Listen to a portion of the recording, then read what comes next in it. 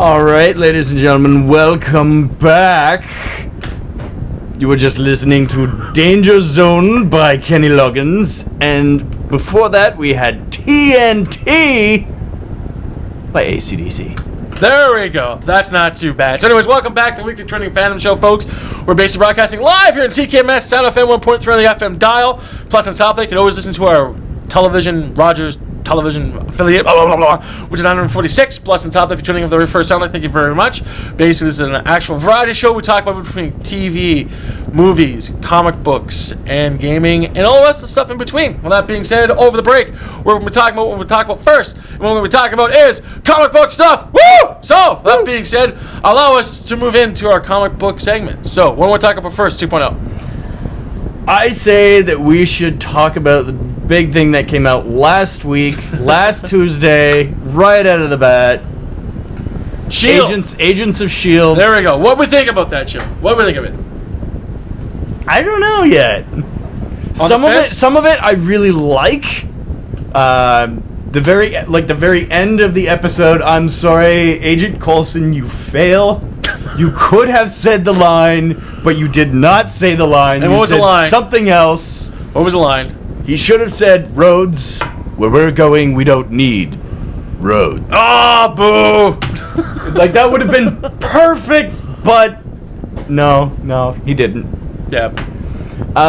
On the whole, I definitely say that this is going to be infinitely better than Smallville. Okay, that's always a good improvement, especially with the whole Joss Whedon aspect of things.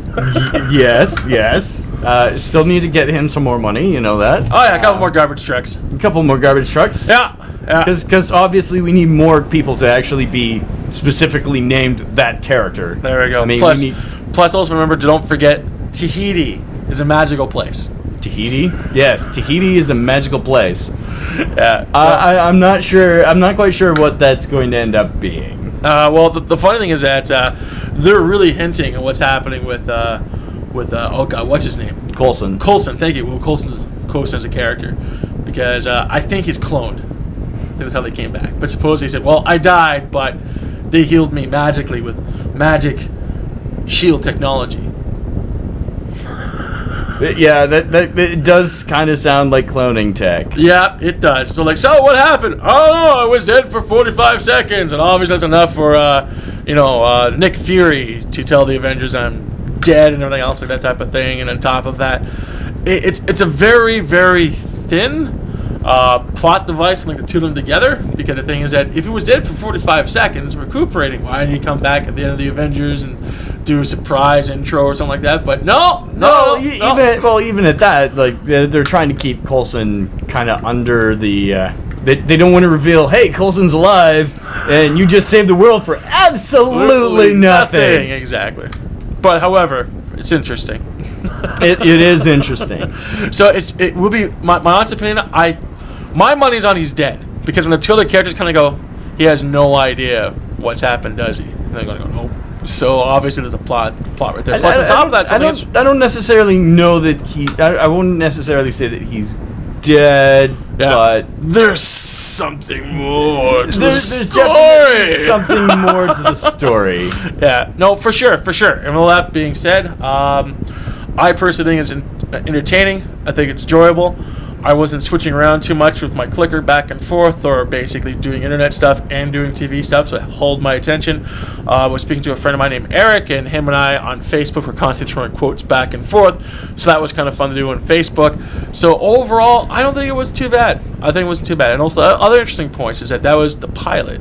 So the thing is, as far as I know, there seems to be 3 more episodes after this, and depending on the strength of those episodes, would move forward with the rest of the series, perhaps. And also the thing is, I'm hoping that with Coulson, doesn't jump out, because I think that he's needed to keep the people there, type of thing, because he's one of the few actors that I really, really enjoy. And then, let's look at the rest of the cast here. What do you think of the rest of the cast? My honest opinion, I think it's almost cookie cutter Joss Whedon sort of coming in a little bit, saying, "Oh, we need a strong female." Boom. Okay, we got that. We need a strong male. Boom, we got that. Now we have to have the fuzzy, whimsical, long brown hair, funny character. Boom. There we go. Yep, and then you have to have someone. You have to have someone with an accent to complement that. Yeah. And it has to be I'm pretty sure that the rest of the characters there were pretty much cookie cutter. The only two that really stood out as, hey, pay attention to these people were Agent Coulson, Agent Hill. These are the two people that we were carrying over from everything else. That was it. After that, it's like you have 3 episodes to make these 3 other characters workable. If you don't, it's going to be problematic. Because I know for a fact that two other actors we're talking about, they're not going to be around for too long. Why? Because they're just better actors with better roles and better pursuits. So unless they too are getting, let's say, pickup trucks full of money versus garbage trucks, then it's going to be interesting. This is the TV thing. Because TV happens more often, you get a pickup truck, not a garbage truck. Exactly. And here on radio, well, we won't go into that. I'm still getting over my cold. This is quite silly of me. But however, moving forward, again, I thought S.H.I.E.L.D. was entertaining. It should be interesting to move forward with things. Plus, on top of that, you now have this Marvel brand that now has seeped in through the side door of the actual pulp culture. Now it's going on actual primetime television, which is ABC, which is affiliated of Disney. So, it'll be very interesting how they move forward from here, because now you get all the big actors and all the big stuff that's on TV work as well that can easily come in. And speaking of such, I have a very quick little rumor that's floating around here through the interwebs, and that's basically is that Samuel L. Jackson is rumored to make an appearance in just today's episode of Marvel's Agents of S.H.I.E.L.D. That would be an interesting show. If you know what I mean.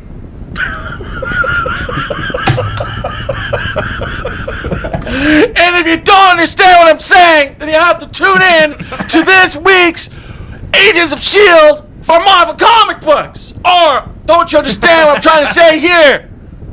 Say what again, motherfucker? I dare you! I double dog dare you! Say what again! I want some soda. Excuse me. Oh man, toilet jokes are always funny. Oh, that was a tasty soda. Now I want a burger, a Kahuna burger. Now. You know what they call that in? Oh, I'm pretty sure they call it a lot of things. you know what they call that in France? Royale with cheese. Really? Why do they call that a Royale with cheese? Okay. We could be here all day. We're stretching a little too far away from the comics here. So anyways, once again, Samuel, uppercase L. Jackson, making appearance on this week's Agents of S.H.I.E.L.D. That takes place. That'd be a lot of fun to watch. It's a lot of fun to watch, and it's something to slide into the TV section for sure. Again, the thing is that there's some people actually are hating on this already, because obviously the points were pointed out already. But the way I look at it is that I think life is too short to hate on an actual TV show that actually may grow some legs and actually develop quite nicely. Again, the thing is, I said before, the secondary character cast, which is the 3 of them, really need to step up their game, especially in the whole acting aspect, plus on top of that, the character aspect as well. It's kind of hard to combine movies and TV together, because obviously we know where the actual acting is lying within the 2 characters we talked about. So the 3 ones really had to step their game really quickly to actually follow suit, and it should be interesting. They have the budget, they have the money. They should, as far as I could tell, if you're a good actor, you should be able to play the character properly. So I think it's going to come down to writing and directing. I think those are going to be the 2 big keys, because basically I was a little confused because I thought the first episode was dealing with Luke Cage as Power Man. Yeah. And they did not go there. And I'm going, why? Why do they not go there? I don't understand the complexity of this. You can easily put all that together. And it's like, hi, I'm an African-American fellow with strong and blah, blah, blah. Like, oh, Luke Cage, woo, it's going to be awesome. No, some throwaway character that has a child and has a scorpion band on his forearm and everything else like that. I'm going, what in the blue hell is this? Was not impressed. Not impressed at all. So it's like, here's this character. Episode 1's based around him. And it all got wrapped up neatly, thrown away, done. It's like, what? Really? Yeah. I was a little less, like, I'm less caught up on Marvel, but Yeah. In terms of him being named Luke Cage, isn't he currently looking to have his name changed? Well, that's the funny part. The character they introduced wasn't Luke Cage. It was something else all just completely different. Completely different, exactly. And the thing is, I thought it'd be really cool if they would have started off with Luke Cage and then move forward with the rest of the characters they have copyrights to and take it from there. Oh, because that would have been really, really cool. And I think the whole Scorpion thing is sort of like, and on top of that, since it's a TV adaptation, you can change the characters a little bit. So basically, again, you have the one doctor that's experimenting with individuals who are having problems with their mundane lives, making money, making ends meet, stuff like that. So it all makes sense. You have, human experimentation going on, and that's a very interesting premise, and they could have really ran with that. But the thing is, at the same time here, again, I really thought they cut it off short, and I think that they should have went with a Luke Cage angle, and that would have been great, especially for us comic book fans out there. At least for me. You know what? Screw the comic book fans. For me, it would have been awesome. For the rest of the guys, I don't know. But however, I'm interested in knowing. Stop by the actual show's Facebook page, www.WTFshow.com/Facebook, and post your opinion, because I'm interested. Am I the only guy geeking out over this? Goodness gracious. Anyways. Plus, it would have been a great intro for the characters, so that you wouldn't have to, I don't know if there's exactly enough material to put together a Luke Cage movie. Well, but the funny thing is, from all of this, is that this is just an introduction. And plus, at the same time here, it would give both the average comic book viewer / fan / reader that this is actually a bigger world, introducing all the Marvel characters, versus saying, well, this is our first thing, blah, blah, blah, blah, interesting character, throw it away, done. All right. Well, you know what? It looked, by the thing that he had on his arm, it looked like they're reusing a couple of props from Falling Sky. So all we need is a couple more harnesses. We'll get some skitters in there. It'll be perfect. Woo! That would be awesome. From the creators of Fallen Sky, calls Marvel's Agents of S.H.I.E.L.D., known as Fallen Sky 2.0. Oh no, the child has a harness. Quick! Get a bolt cutter! No, you may not want to do that. But that would be funny. That'd be really, really funny. The Scorpion thing moves from its actual wrist, crawls up the actual shoulder, gets strapped to the back. Oops. Oh, yeah. Oh, speaking of Fallen Sky, you do know that's coming back, eh? It's coming back. It's coming back. It has been officially, okay. Correct. I read a couple of articles, and as far as I can tell, it looks like it's being back, but the problem is usually with good TV shows, especially when it starts hitting on certain sensitive subjects, it's difficult to actually make a comeback from all of that. So, yeah. So, again, watch Agents of S.H.I.E.L.D. Let us know what you think. And, again, post your thoughts on the Weekly Trending Fandom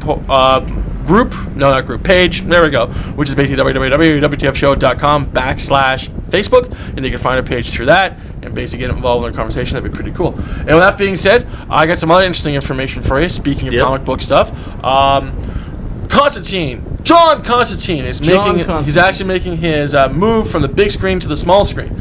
It seems to be that NBC has picked up the actual the brand. All right. They're going to call the TV show Constantine.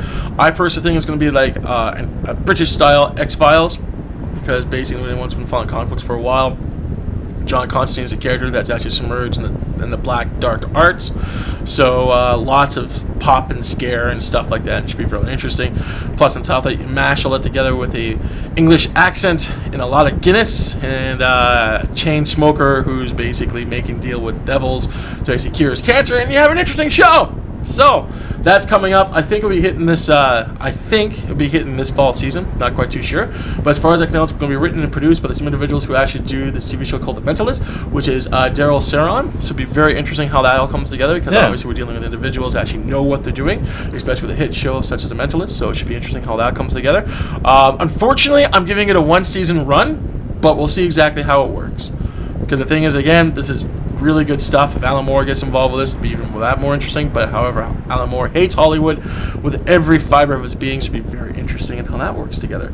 And with that being said, before we move into our last segment, actually, we'll go to this right now.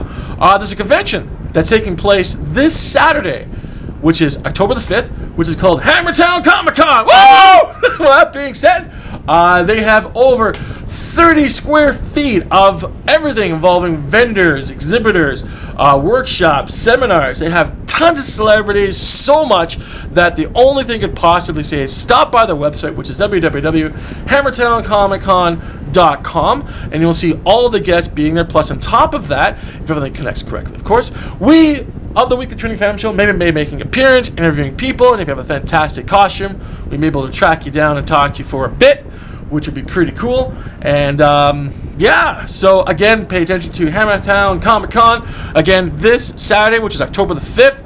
Website again is hammertowncomiccon.com, and there's lots of good people coming up, a lot of great guests. I'll be there, hopefully you'll be there, and you'll see all the guests are there. Again, stop by their website. The website one more time is hammertowncomiccon.com. So that being said, let's wrap this up with two more things. First off, basically, comic books to keep an eye on. Not a lot of good stuff coming out this week, but the two titles that got my opinion, not my opinion, but my eye, happens to be Green Lantern issue 24. There's doing some interesting stuff with that, so that should be very interesting. Plus, on top of that, Conan the Barbarian issue 22.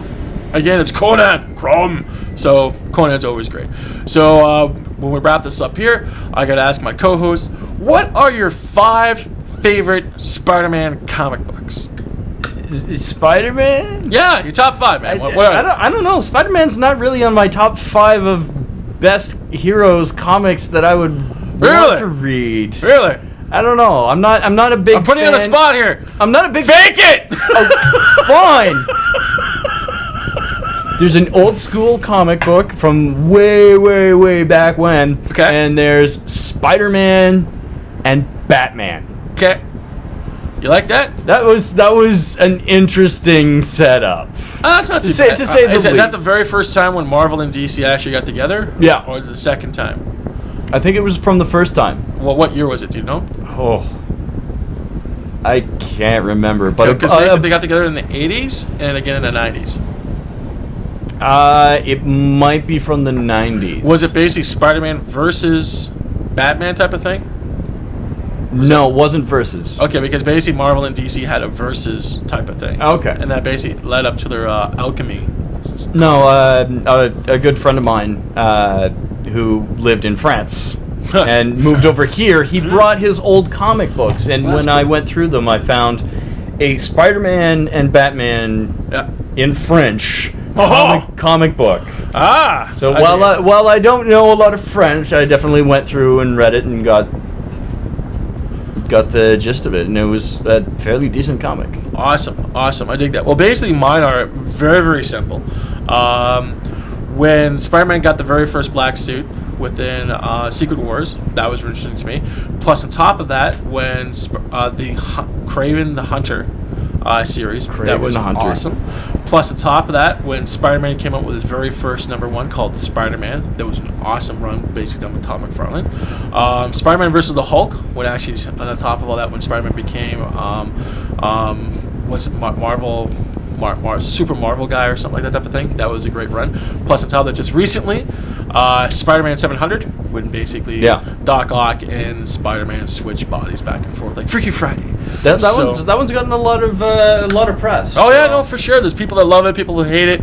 But however, the bottom line is that people are now picking up Spider-Man and now watching it a little more closely, and because this gives the actual doorway they need to open, actually change the character, play around a little bit. But the funny thing is, it's the same old thing, because basically what happens is that when you got a 4-color character or hero that's very